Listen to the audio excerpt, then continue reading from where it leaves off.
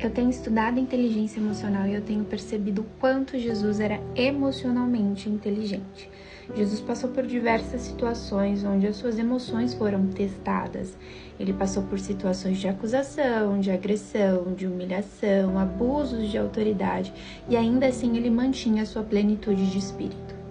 Sim, internamente ele sofreu, mas ele não se frustrou, ele não descontou as suas dores e as suas emoções em ninguém. E ele tinha poder para isso. A história demonstra que Jesus tinha poder para fazer exatamente o que ele quisesse. Então ele poderia descontar as suas dores, as suas frustrações, as suas humilhações naqueles que os perseguiam. Mas ele sempre teve misericórdia e compaixão das pessoas.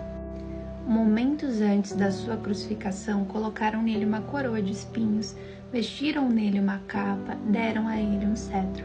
E detalhe, com esse cetro, muitas vezes batiam na cabeça de Jesus.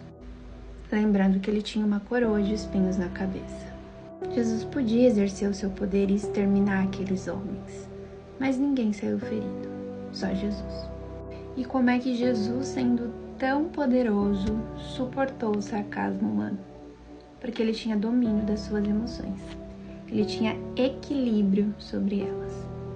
E aí a história vive dizendo que o poder corrompe as pessoas. Mas na verdade o poder não corrompe as pessoas.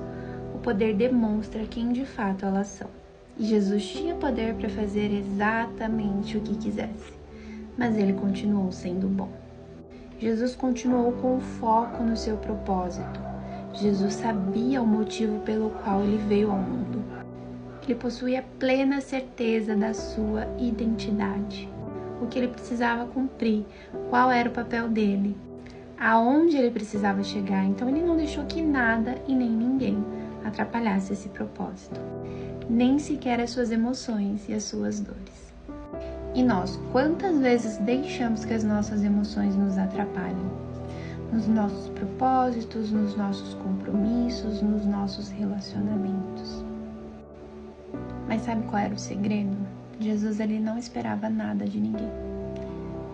Nem dos seus amigos, porque ele sabia que seus amigos iam abandoná-lo e traí-lo. Muito menos dos soldados que o feriram. Eu não estou dizendo que Jesus não sentiu, que Jesus não sofreu, que ele não sentiu de fato a dor do abandono, as humilhações, a rejeição e as agressões que lhe causaram. Eu não tenho dúvidas de que Jesus sofreu, só que aquilo não dominou suas emoções. As respostas de Jesus não eram de acordo com aquilo que as pessoas faziam com ele, era de acordo com aquilo que ele era e que ele é. Ele conseguia ser exatamente quem ele era e não um reflexo das ações das pessoas. Um dos segredos de Jesus também era que ele se doava muito, esperava pouco ou nada. E nós, quantas vezes fazemos o contrário? Nós nos doamos e esperamos receber de volta. A famosa reciprocidade, né? Esperamos reconhecimento e tudo bem, faz parte das relações saudáveis, das relações harmônicas essa troca. O problema é que quando isso não acontece, a gente se frustra. E é aí que mora o segredo. Tentar não esperar nada das pessoas. Esses dias eu tive uma conversa com meu namorado sobre isso, de não esperar nada. Nem coisas boas e nem coisas ruins. De não criar expectativa a respeito das pessoas.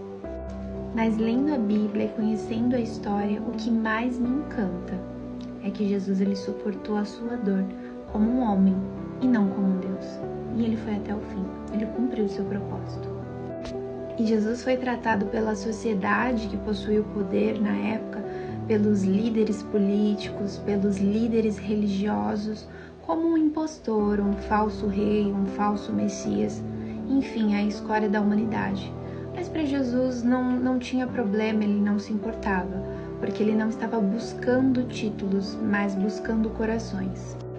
Mas Jesus sabe melhor do que ninguém o quanto a alma humana é difícil de ser dominada.